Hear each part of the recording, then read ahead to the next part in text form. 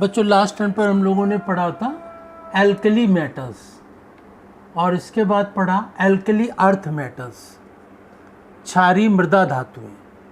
और क्षारीय मृदा धातुओं के क्या लक्षण होते हैं, उनके करैक्टर्स क्या होते हैं, उसको लास्ट टर्म पर हम लोग डिस्कस कर चुके थे। उसी के आगे हम लोग पढ़ते हैं जो क्षारीय धातुएं होती हैं, क्षारीय मृदा धातुएं। क्षारीय मृदा धातुएं वो क्षारीय धातुएं जो मिट्टी में ज़्यादा पाई जाती हैं, इसीलिए इसका नाम रखा गया क्षारीय मृदा धातुएं, एल्कली अर्थ मेटल्स। तो क्षारीय मृदा धातुएं जो होती हैं उनके जो यौगिक होते हैं, जो कंपाउंड होते हैं, तो क्षारीय धातुएं, क्षारीय मृदा धातुएं किन किन पदार्थों के साथ मिल करके यौगिक या कंपाउंड बनाती हैं, उसको आज डिस्कस करते हैं। इसी में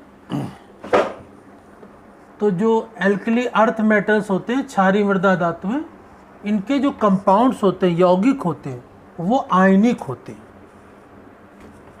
मतलब कि जल में या किसी विलायक में घोलने पर वो प्लस माइनस आयन में टूट जाते हैं। इसके पश्चात जो इस एल्कली अर्थ मेटल में सबसे पहला एलिमेंट है बेरिलियम। बेरिलियम ये कैसा होता, इसमें कोवैलेंसी या सहसंयोजी गुण होता है, सहसंयोजकता बना लेता है। और इसकी जो बेरिलियम की आयनिक त्रिज्या होती है, आयनिक रेडियाई होती है, वो बहुत कम होती है, जिसके कारण इसके गुण, इसकी प्रॉपर्टीज इस ग्रुप के दूसरे तत्वों से भिन्न होती है। ये असामान्य गुणों को प्रदर्शित करता है अपने ग्रुप में, अपने समूह में। कौन? केवल ये बेरिलियम। और इसका कारण है इसका आकार में बहुत छोटा होना। इसके पश्चात एल्कली अर्थ मेटल क्षारीय मृदा धातुओं के जो ऑक्साइड होते हैं, ऑक्सीजन की वैलेंसी 2 और इसकी भी वैलेंसी 2, तो इसका फॉर्मूला क्या बनेगा? MO। तो जितने भी इसके ऑक्साइड हैं जैसे magnesium, calcium, strontium, barium, radium, ये सभी ऑक्सीजन से क्रिया करके ऑक्साइड बना लेते हैं। और ये ऑक्साइड जितने भी बनते हैं ये सब जल में घुलनशील होते हैं, जल में डिजॉल्व हो जाते हैं। और ये ऑक्साइड जल से क्रिया करके हाइड्रोक्साइड, कैल्शियम हाइड्रोक्साइड जैसे बनाता है, उसी तरह से इन सभी के ऑक्साइड जल से क्रिया करके हाइड्रोक्साइड बना लेंगे, जैसे कैल्शियम हाइड्रोक्साइड। इसके पश्चात इसके हाइड्रोक्साइड, तो क्षारीय मृदा धातुएं एल्कली अर्थ मेटल्स क्या होते हैं? स्ट्रॉन्ग बेस होते हैं, प्रबल क्षारीय होते हैं, और ये सभी सोल्यूबल इन वाटर, जल में घुलनशील होते हैं, जल में घुल जाते हैं। और इनके हाइड्रोक्साइडों को, जो क्षारीय मृदा धातुएं होती हैं, beryllium, magnesium, calcium, strontium, barium, radium, सभी के हाइड्रोक्साइडों को जब गर्म करते हैं तो इसमें क्या होता है? ऑक्साइड अलग हट जाता है और जल अलग हट जाता है। जैसे कि मैग्नीशियम हाइड्रोक्साइड, कैल्शियम हाइड्रोक्साइड को अब कार्बन डाइऑक्साइड से रिएक्शन कराते हैं, तो कार्बन डाइऑक्साइड से रिएक्शन कराने पे क्या होता है? कार्बोनेट बन जाता है और जल बनता है। तो कैल्शियम हाइड्रोक्साइड से जब कार्बन डाइऑक्साइड से रिएक्शन कराएंगे तो कैल्शियम कार्बोनेट बन जाएगा, और कैल्शियम कार्बोनेट को जब गर्म करेंगे तो कार्बन डाइऑक्साइड मुक्त हो जाएगी। ये प्रक्रिया होती है। कैल्शियम कार्बोनेट को गर्म करेंगे तो कैल्शियम ऑक्साइड बन जाएगा, और कैल्शियम ऑक्साइड को कार्बन डाइऑक्साइड के साथ मिलाकर रिएक्ट कराएंगे तो कैल्शियम कार्बोनेट बन जाएगा। इसी के बाद ये कार्बोनेट, जैसे कैल्शियम कार्बोनेट, मैग्नीशियम कार्बोनेट, कोई भी कार्बोनेट को गर्म करेंगे क्षारीय मृदा धातुओं के, तो क्या बन जाएगा? उसका ऑक्साइड बनेगा और कार्बन डाइऑक्साइड गैस मुक्त हो जाएगी। इसी के पश्चात बाइकार्बोनेट, बाइकार्बोनेट में क्या होता है?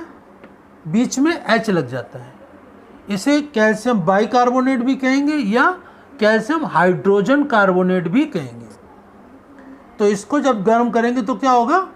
कैल्शियम कार्बोनेट बन जाएगा, कार्बन जल बनेगा और कार्बन डाइऑक्साइड बन जाएगी। तो इस प्रकार से बाइकार्बोनेट को गर्म करने पर कैल्शियम कार्बोनेट जल और कार्बन डाइऑक्साइड गैस मुक्त हो जाती है। तो कार्बोनेट चाहे सामान्य कार्बोनेट हो या बाइकार्बोनेट हो या केवल कार्बोनेट या बाइकार्बोनेट, किसी को भी गर्म करेंगे तो कार्बन डाइऑक्साइड गैस जरूर मुक्त होगी, बनेगी। इसके पश्चात नाइट्रेट, जैसे मैग्नीशियम नाइट्रेट MgNO3 का ओल्ट है, इसको गर्म करेंगे तो क्या बन जाएगा?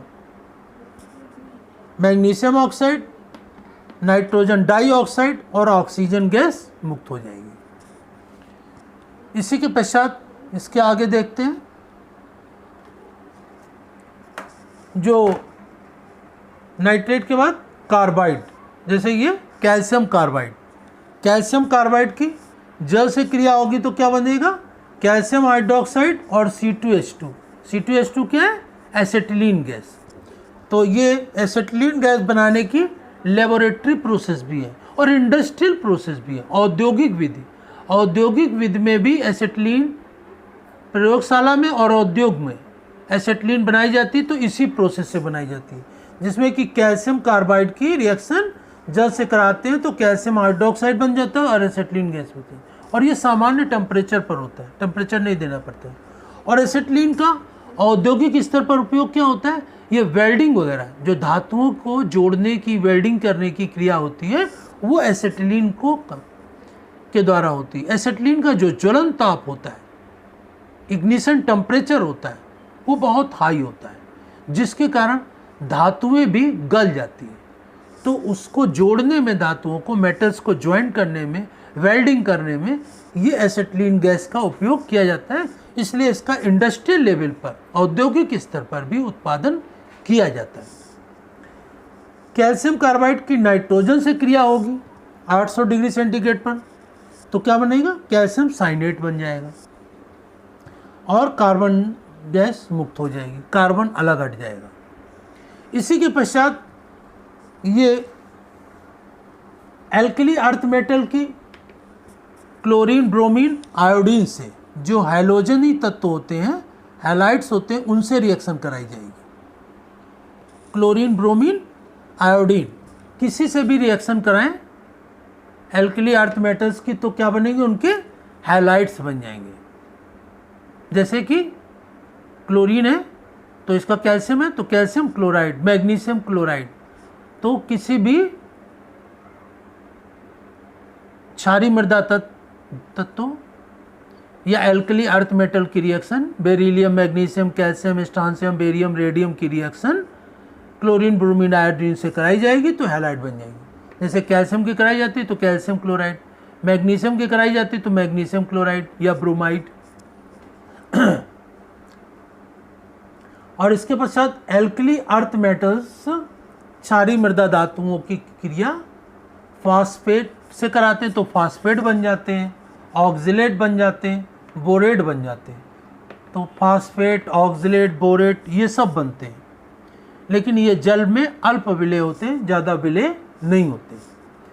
और सल्फेट से रिएक्शन कराते हैं तो सल्फेट भी बन जाते हैं, जैसे कैल्शियम सल्फेट, मैग्नीशियम सल्फेट, ये सल्फेट भी इसके बन जाते हैं और ये जल में विलेय होते हैं। परऑक्साइड भी बनते हैं। और नाइट्रोजन से रिएक्शन कराते हैं तो ये नाइट्राइड भी बन जाते हैं, कैल्शियम नाइट्राइड, मैग्नीशियम नाइट्राइड, तो नाइट्राइड भी बनते हैं। तो इस प्रकार से जो एल्कली अर्थ मेटल्स होते हैं उनके जो कंपाउंड्स होते हैं, उन कौन कौन से कंपाउंड ये बनाते हैं, कौन कौन से यौगिक ये बनाते हैं, उसको हम लोगों ने आज डिस्कस किया। ठीक है ना। इसके कंपाउंड आयनिक होते हैं। बेरिलियम में सहसंयोजकता का गुण या कोवैलेंसी प्रॉपर्टीज भी होती है और ये आयनिक रेडिया इसकी कम होती है, ये इसलिए एनामेलस प्रॉपर्टी, समूह के दूसरे तत्वों से ये भिन्न लक्षण को प्रदर्शित करता है। इसके ऑक्साइड भी बनते हैं, ठीक है ना, ऑक्सीजन से क्रिया करके, और ये जल में घुलनशील भी होते हैं। इनके हाइड्रोक्साइड भी बनते हैं और ये बहुत ही स्ट्रॉन्ग बेस होते हैं, जल में घुलनशील भी होते हैं। और हाइड्रोक्साइड को गर्म करने पर ऑक्साइड और जल बनता है और इसके हाइड्रोक्साइड की रिएक्शन कार्बन डाइऑक्साइड से कराते हैं तो कार्बोनेट भी बनता है। कार्बोनेट को गर्म करते हैं तो कैल्शियम ऑक्साइड और कार्बन डाइऑक्साइड, किसी भी कार्बोनेट को गर्म करें या बाइकार्बोनेट को गर्म करें तो उसमें क्या बनेगा, कार्बन डाइऑक्साइड गैस जरूर मुक्त होगी। जैसे ये बाइकार्बोनेट गर्म करेंगे तो कार्बन डाइऑक्साइड गैस मुक्त होगी और कार्बोनेट ये बन जाएगा बाइकार्बोनेट को गर्म करने से। नाइट्रेट, तो नाइट्रेट को जैसे मैग्नीशियम नाइट्रेट को गर्म किया तो क्या बन गया, मैग्नीशियम ऑक्साइड, नाइट्रोजन डाइऑक्साइड और ऑक्सीजन गैस मुक्त होती है।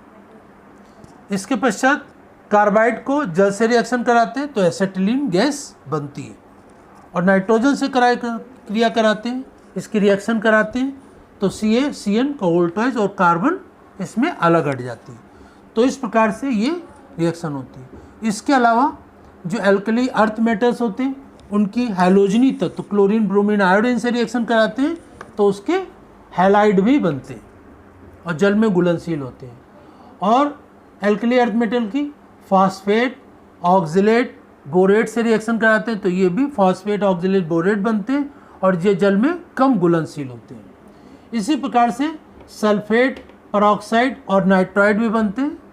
नाइट्रोजन से रिएक्शन कराने पर नाइट्राइडों का भी निर्माण होता है।